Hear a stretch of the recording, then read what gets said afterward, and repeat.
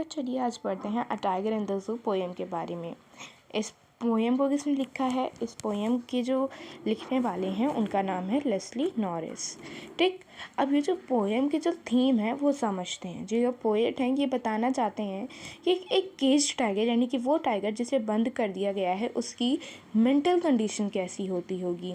इसने दो टाइगर्स की लाइफ को कंपेयर किया गया है। पहली जो कि केज में है टाइगर, एंड जो दूसरा टाइगर है जो कि फॉरेस्ट में है।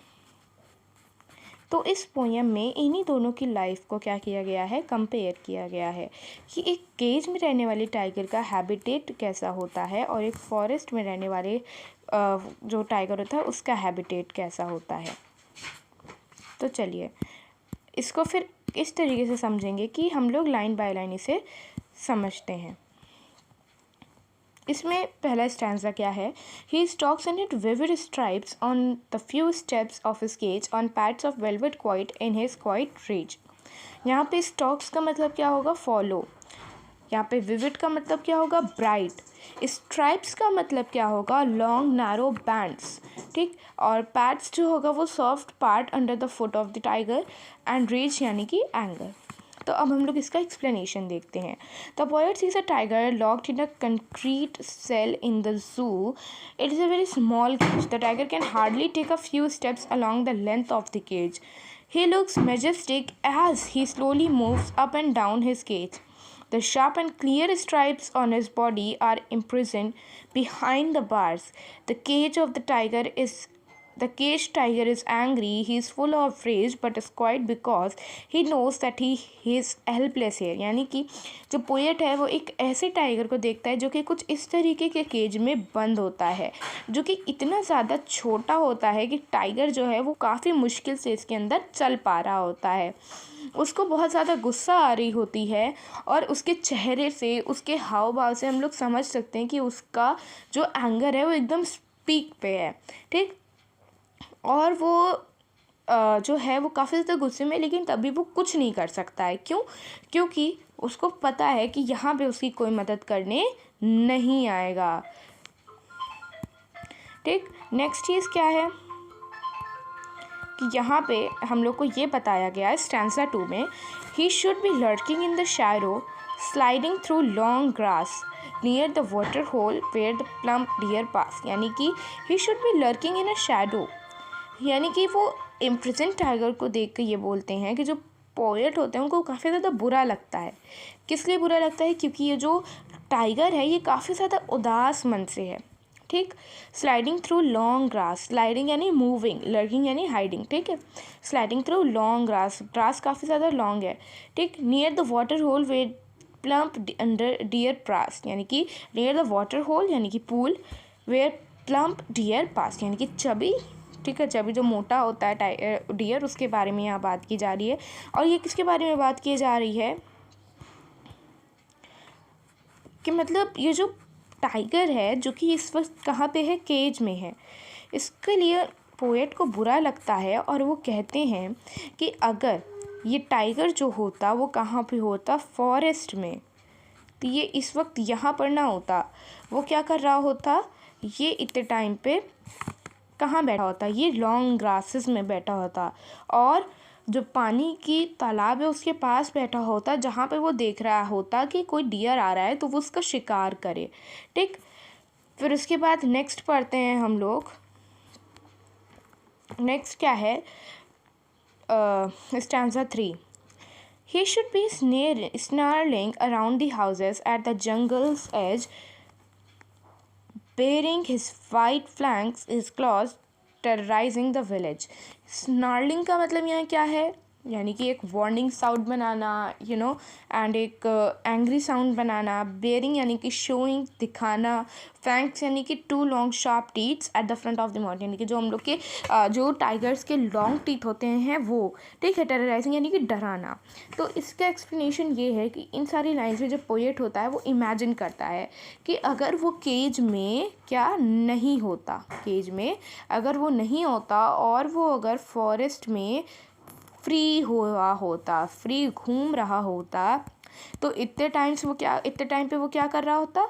वो किसी अपने आसपास के विलेज में गुस्से से घूम रहा होता, वो जंगल के आसपास बसे हुए विलेजेस पे चिल्ला रहा होता, अपने वाइट टीथ को दिखा रहा होता और वो एक डरावनी चीज़ बन गया होता विलेजर्स के मन में। ठीक है, ये पोएट जो होता है ये हम लोग को यहाँ हिंट करता है कि अगर हम लोग डिस्ट्रॉय करते रहेंगे फॉरेस्ट कवर को और नेचुरल हैबिटेट को, यानी कि जो टाइगर्स होते हैं वो कहाँ रहते हैं, वो रहते हैं फॉरेस्ट में।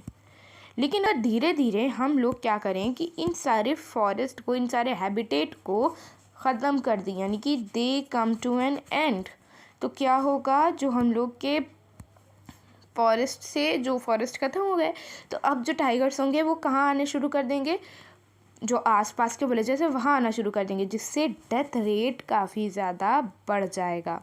और कौन सा death rate, death caused by tigers. ठीक, next cheese Stanza 4. But he is locked in a concrete cell, his strength behind the bars, stalking the length of his cage, ignoring visitors. Concrete cell यानी कि एक worry, मतलब कि बहुत ज़्यादा unpleasant cage, जैसे कि हम लोग को ऊपर क्या बताया गया, ठीक है।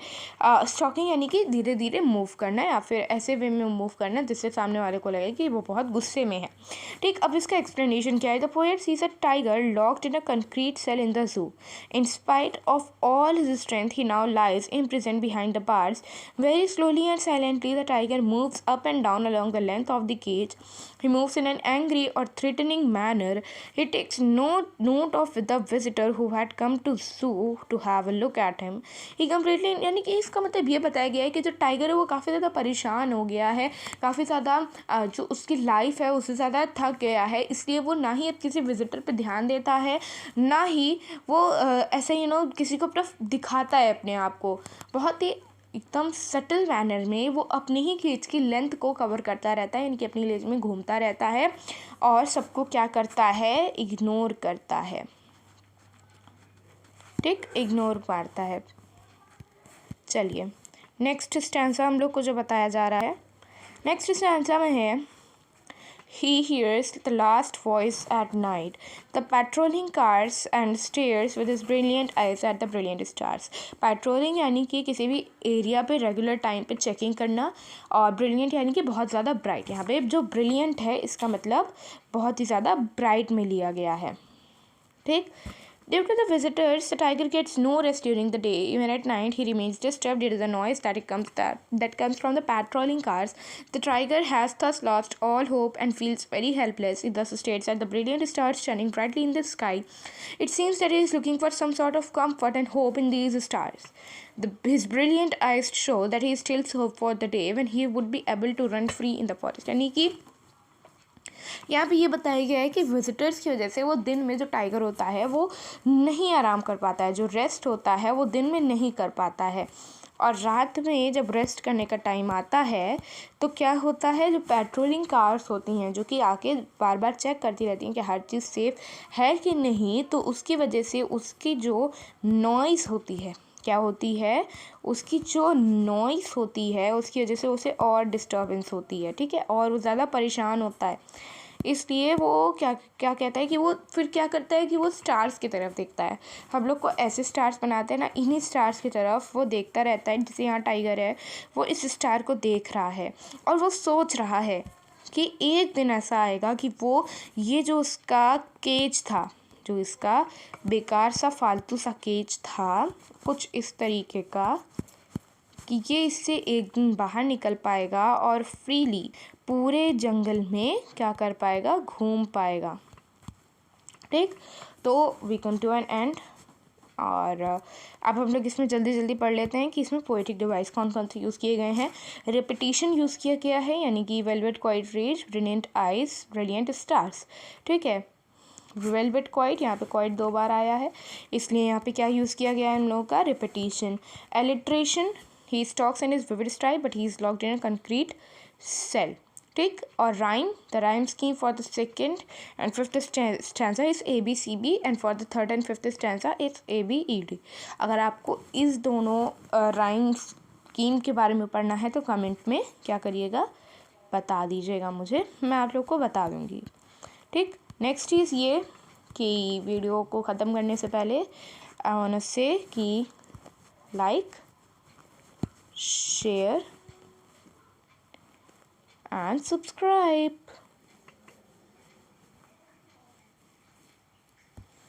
Quite boring. सो मिलते हैं नेक्स्ट वीडियो में। Till then take care and bye.